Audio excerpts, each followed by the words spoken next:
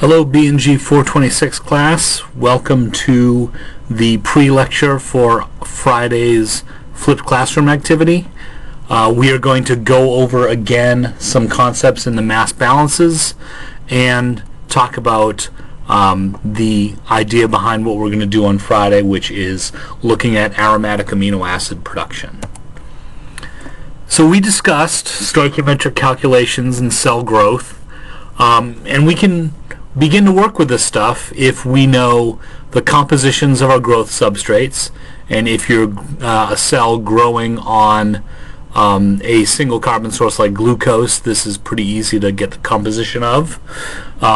If we know the compositions of our products, which we have an idea of the compositions of our products, or we should if we're going to metabolically engineer cells to make certain things, and if we can either calculate, estimate, or use experimental data to determine the compositions of cellular material, we can set up, first of all, we can set up a balance like we showed on Monday, where it looks like a chemical equation that basically encompasses growth and production in our cells of choice, our organism of choice. So we can write a material balance from that as well, which will let us know about mass in equaling mass out. And then from there we can begin to look at data and comparing fermentation data and trying to close the balance. But we won't get to the closing the balance part right yet.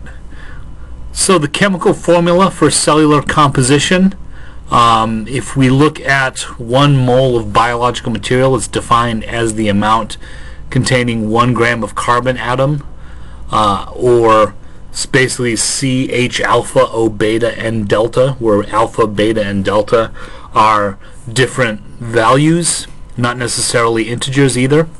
And we will generally abide by this formula for Friday's exercise, where everything is put in terms of 1 gram mole of carbon atom. And the book has specific formulae for our organism of choice, so we can just look that up. Our book has several formulae for the organism we'll be working with, E. coli, yet it doesn't seem to specify under which conditions these different formulae apply.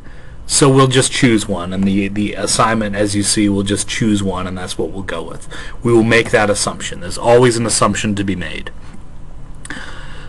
So if we consider the simplified biological conversion of a carbon source to biomass and carbon dioxide, essentially, aerobic conversion, as you can see, we have O2 here in the equation, and of course ammonia is going to be the nitrogen source, and that gives us a certain amount of biomass, a certain amount of water, and a certain amount of carbon dioxide.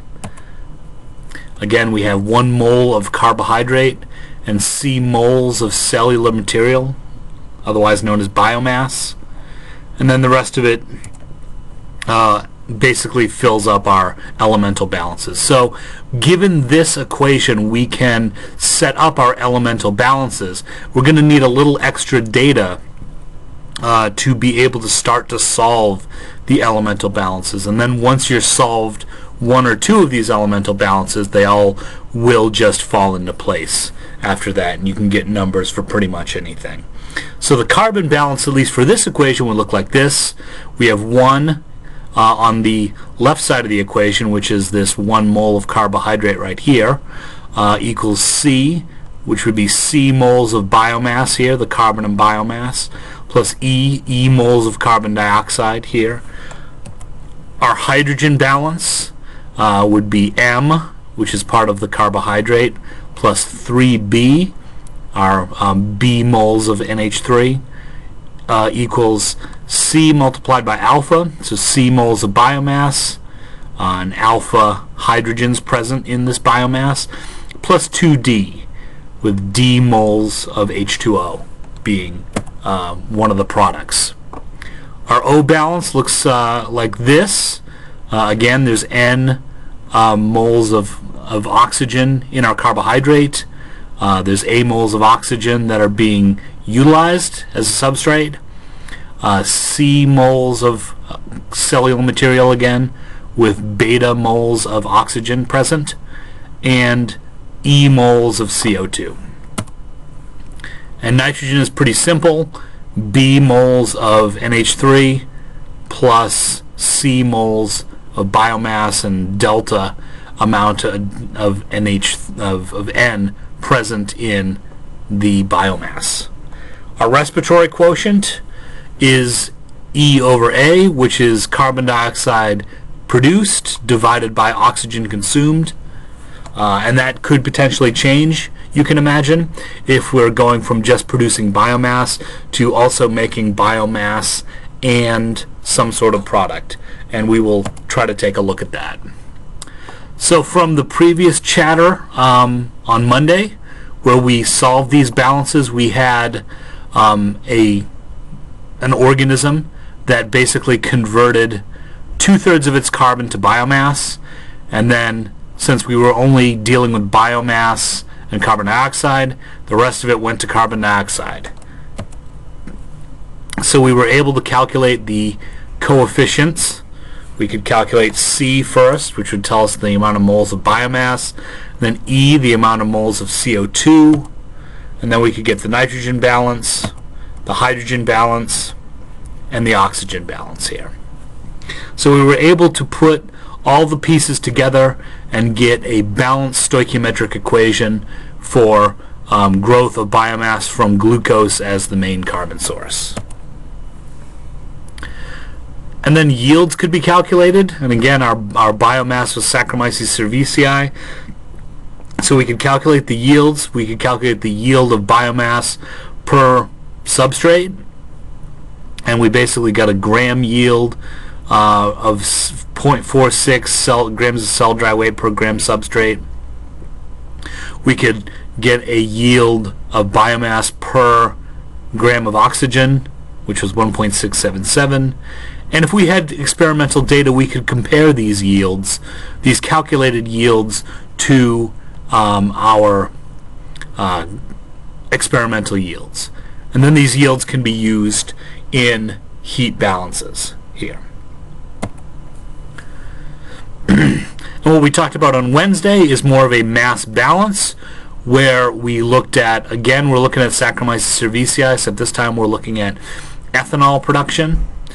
So what we did is we made our specific rate vector. What rates are we interested in? Of course, we're interested in growth rate, ethanol production rate, carbon dioxide production rate, water production rate, substrate utilization rate, oxygen utilization rate, and ammonia utilization rate. And those make up our vector R.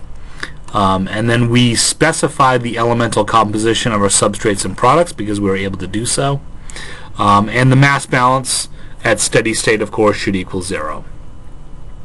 So we have our mass balance, and then we can write our elemental composition matrix since we know the elemental composition of each of our components. Essentially, we know the elemental composition of the product, the carbon source, and we can either take from the literature, or we can estimate the amount of carbon, hydrogen, oxygen, and nitrogen in the biomass. So we make a matrix E that looks like this, that has one of the rows is a carbon balance, a hydrogen, oxygen, and nitrogen. And we can do this not just for Saccharomyces cerevisiae, but for any substrate to product and biomass scenario. And that's what we're going to try to do on Friday here. So again, these columns now refer to different parts of the mass balance equation here, and we can easily kind of look back and compare our mass balance equation with our E matrix and figure out what is what here. So, and then we have our matrix R, we have our matrix E. We can multiply E by R and get an ER equals 0. Again, these are mass balances at steady state. This is how it should be if everything truly is balanced. But we could also replace R with a matrix that contains yield coefficients as well. So we can make these mass balances, again looking at the different yields and doing the matrix math. We end up with a bunch of individual mass balances, one for carbon, hydrogen, oxygen, and nitrogen in this case. Alright, so what we're going to do tomorrow, Friday, is look at the production of aromatic amino acids. And we're going to use the E. coli bacterium to do this. Of course, there's a lot known with E. coli, so this is an advantageous organism to use in terms of trying to plan some sort of production. So we will draw upon also the literature that talks about aromatic amino acid production in E. coli, and you can see the complex aromatic amino acid production pathways that are present not just in E. coli but in all sorts of organisms that lead to the amino acids phenylalanine, tyrosine, and tryptophan. And we can see the structures here. You can see each of them, of course, has that aromatic ring in there. But these are important not only as amino acids, which are always important, but also they can be precursors to other important, potentially important molecules, things like phenol, hydroxybenzoate, melanin, and catechol, phenylethanol, plus a variety of other things that could be potentially useful as bio-based chemicals. So there are several levels of importance here, which is why aromatic amino acid production, or overproduction in this case, is worth pursuing. So essentially this scenario is like this. We are overexpressing the amino acid biosynthetic pathways in E. coli. We are comparing the carbon balances from the wild type strain and from the overproducing strain using the material balances, and then using the black box model. And we will try to solve all the equations and declare our variables and such, and see what sort of yields are possible here with this. So prior to Friday, I've posted several things on my courses. Review the mass balance lectures from this week. You can look at the slides. You can potentially review the lectures that are recorded. Look especially at the stoichiometry, the black box model, the yields, rates, and matrices that we talked about on Wednesday. Look over the papers posted in my courses. You don't have to read them word for word, cover to cover. That's a lot of reading. I don't expect you to do that, but just get an idea of what we're looking at here, because there's a fair amount of literature on that, and that kind of plays to the importance of this, but could also give you some clues as to how to go about thinking about these different mass balances and these stoichiometries. So with that, I will end it here, and you can feel free to contact me if you have any questions prior to. Of course, I will be strolling around the room on Friday, prepared to answer any questions you may have on the assignment itself. And we will give this a go. I'm not sure, again, like all flipped classroom activities thus far, I can't promise that it's going to work flawlessly, but we'll get there together, and it'll be a fun exercise that hopefully we all can learn from. So I will see everyone on Friday. Goodbye.